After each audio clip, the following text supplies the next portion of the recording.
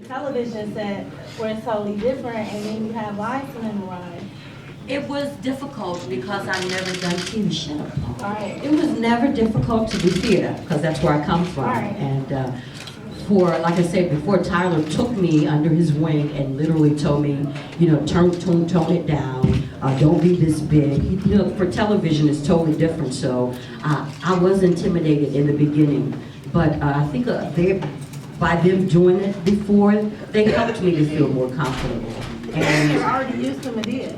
I'm used to Medea, so that wasn't no thing. So. Well, it helped that you had a drink every morning. Oh, don't put my business out there like that. Hi guys. To figure out, you know, I was just trying to remember her last name, let alone my lines, and let alone that this is my niece, you know, and then I'm trying to, now this one here, we've known each other for 26 years, so we've done the whole theater circuit, the Universal Soul Circus. I couldn't hang as long as she did. I did 2 weeks and I was done. But, you know, if you really do the testimony, I just was going to say, right well, here that tell was you. my test, and I had to pass that. Yeah. So, you know, all those things, and learning her, and meeting her daughter, and knowing about her family situation with her dad, and just starting to know each other's personal lives. That's why you see the type of camaraderie and the closeness on the stage, on the screen, because, you know, we actually know each other. We got Jonathan, he's talking about being married in a little while. Yeah.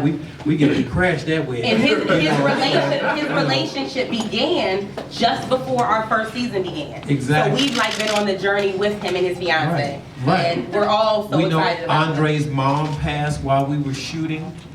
You know, so, you know, and then there's that closeness there, and, you know, it's just a whole lot, man. You don't even realize, you know, you have to be careful of who the people that you have around you. You know, there's a lot of spirits and everything else, but ours are just, for some reason, just click together. I had a question. Danielle, you had a question? Hi. Danielle Kennedy. Hey, Danielle. I've seen you since family reunion. How you doing? I'm good. This is for everyone. What is it like to be a part of a successful TV drama in this age where we're kind of flooded with reality television? I feel like there's a myth that we don't want to watch that anymore. I thought we were doing a reality show. I'm sorry. No, you go ahead, Tyler. You can't wait for him. No, oh please. Oh, wow. I'm on the drama show. I gotta answer this drama question. I think it's great what he's doing, because, you know, if you watch these shows, there's always cliffhangers, right? And I think what happened with this whole movement of reality TV is we lost the suspense. We lost the anticipation. It goes hand in hand with all these phones and stuff. There is no more of this, you know what I mean? Right. So it's like, I think what he did is I don't want to sound politically incorrect. Right. He brought real TV back. Right. You know, back in the day, you used to have to wait for that. I don't know if y'all remember the show Dallas, but you had to wait till like the end of the season to figure out if JR died. You know what I mean? Right. Exactly. Or who shot JR, right, Or yeah. who shot JR? Yeah, exactly. It's a little bit before my time. Mine too. Okay. But I think he brought the suspense back to television. It's great. Yeah, that's a good answer. I felt like I was in church. Yes, sir, that's good, sir. Megan, you had a question? Yes, I had a question for Tyler specifically about the have and have-nots. Then he's up from the coma, and we were curious about, well, I was, and some of the readership, about the relationship between he and Quincy. It seems like your character is the only one that's going to be chasing after Quincy. Well, you would think, because there's a lot of hinting around the crier. We know the criers and the Candace dynamic that's going on, but Quincy's been running around sexually assaulting characters on the show, and you're the only you're the only character that has a clue as to the backstory between he and Candace, the lost baby. So I wanted to know if there were two parts. Are there any teasers you could lend to what's going to happen for that storyline, and how do you feel personally, or any actor tips you could share about working with that dynamic? He's a good actor too. Yeah, Medina's a great actor. This is really. But Yeah, he's not Quincy. you know what?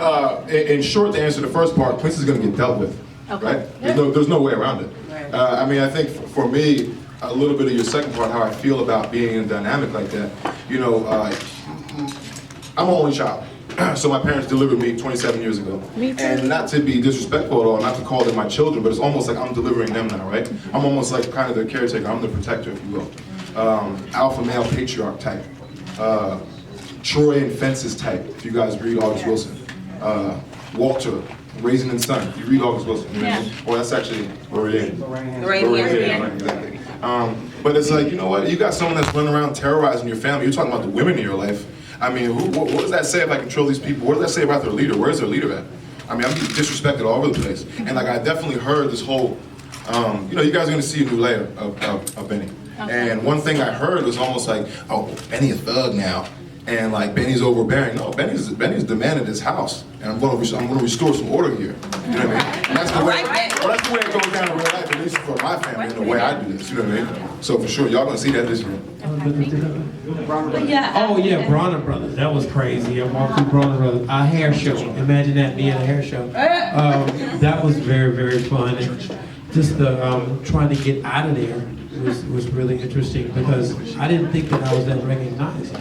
But I guess, you know, because of the prevalence of the show being all over the place, and then with the House of Pain being the predecessor to that, and working right into this, and then going into a hit show with all these, you know, wonderful actresses and actors, it's people know who you are now. It can be bittersweet. Now this one here, of course, she can be disguised, because you see she's a much lovelier person than what you see on the screen. Yeah, I used to be disguised. To answer your question, no.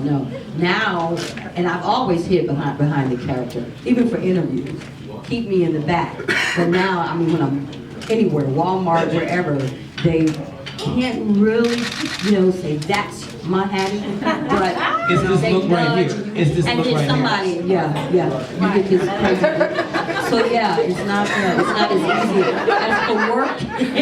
As for work, it's always been a good season for me, you know, since I started. So, and because that's my own character, I've always worked it. It has picked up, to answer your question. Well, let me answer it like this, because I think maybe. And I was not talking while you were answering the question. You're so pretty today. Thank you. Okay, sorry, Ray. No, but to that end, we were all, Darmira, who plays Drew, Patrice, and myself were in Puerto Rico. They get to take those. Anyway, in Puerto Rico, that's because we chose not to buy a lawnmower, let's go on vacation. And we were like in the lobby of the hotel we were in Puerto Rico, and we're like, oh my gosh, like people were just like, they knew, and they were coming over and buying us drinks and water. Kendra gives us away every time. I could get away, but Kendra gives us away every time. So when they see her, then they automatically Well, they know. connect the dot, yeah, they connected. Yeah. Plus you're loud. Anyway, Only woman I know with surround sound in her throat. See, now you know that those lines were not scripted, but ad-libbed. Anywho, Ray, I have had the opportunity to get some, like my manager will call me and I'll have, you know, auditions or be called in for stuff that people, there were a couple things in particular that clearly I didn't get because they already came home. But where they called because they saw the show, like they didn't receive a submission for my representation or whatever, but they had seen me on the show and wanted to see me for, you know, other opportunities based on that. And then other things have been scheduling conflicts that I haven't done or whatever, but there have been opportunities, and I feel like since the first day, I feel like I've just been busy. Like, of course you always want to work, you want to work more, but I feel like I, you know, have been just working back and forth between here and LA and stuff. So it's definitely opened up new doors, and I'm grateful to Mr. Perry and Ms. Winfrey. Plus we will always be available for that show. If anything else, you know, the show that you're on.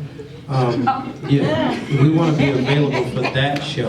Yeah, because it's like, you know, it's not easy, but it's easy because you know what this one's gonna do, you know what this one's gonna do, you know what ticks her off, and you kind of get away from it. Or like if you just feeling some type of way, you might go directly take them off to them anyway, you know. But then, you know, it's just all love at the same time, because I mean, I actually love these women, you know, and they're actually helping to provide for my families as well as their own. You know, you don't see the helping of the family in Alabama. You don't see mommy paying for tuition at Spelman. You don't see all that. You know what I'm saying? Because that's why this is important to us, because we have to maintain a lifestyle to take care of the ones that you don't see. It's a beautiful thing to be able to take care of our parents, you know, because now we've gotten to the ages where, you know, you get to an age where you end up having to take care of your own parents. Unfortunately, mine have gone on to glory, but at the same time, I'm at an age now where it's like I actually have younger children, so I have to work because them little Negroes like to eat every day. So I'm trying to figure out how I can get them to fast. Anyway, but no, these are the type of things that you don't see. But We have to the end make about parents though, Right. even though yours are gone, you've been very supportive with me and, you know, dealing with my father. And Andre Hall, who plays Danny on our show, when my daughter was moving out of her dorm this past year, I think we were, I don't know if we were finished filming or we Just finished. Yeah, and he was about to leave to go back to LA, and he happened to call because he was coming over to watch the show with us that night. He's like, "What are you doing?" I'm like, "Moving Imani out of her dorm, but I'll be back in time." He's like, "Well, you know, who's doing it with you?" "Well, no, I'm just doing it myself." "No, you're not, I'm on my way." And he came over, and me and Andre moved my daughter out of her dorm. In. In.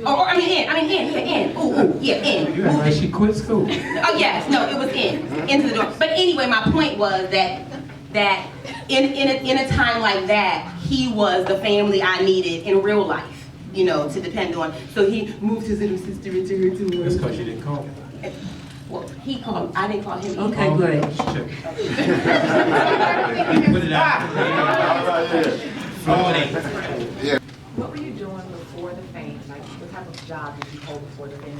If you didn't have fame, what do you think you'd be doing? What did I do before?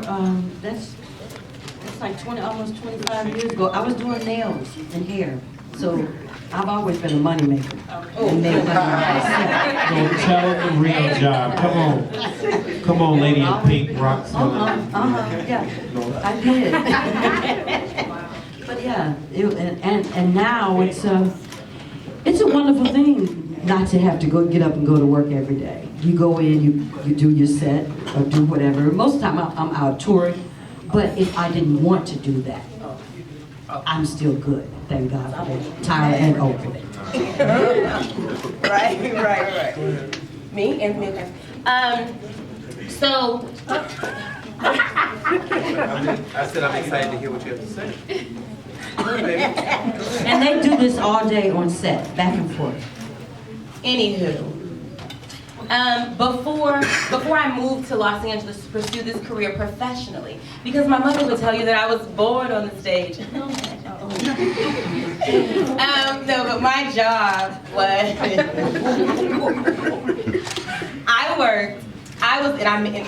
how about this? I made up my own title of my position, and it became official. I was the staff development and recruiting specialist for the Charlotte Authority, and that is just the company or the company that runs the 4 major sport and entertainment venues in Charlotte, North Carolina. So like the Coliseum, the arenas, and all those. Like I did all the staffing and recruiting and stuff for that for those venues. Wow. And they let me paint my walls orange, so I was gonna stay, but They changed the color. Tyler, what about you? Oh, did you answer that? No, I was letting you go. I was a personal trainer. Makes sense.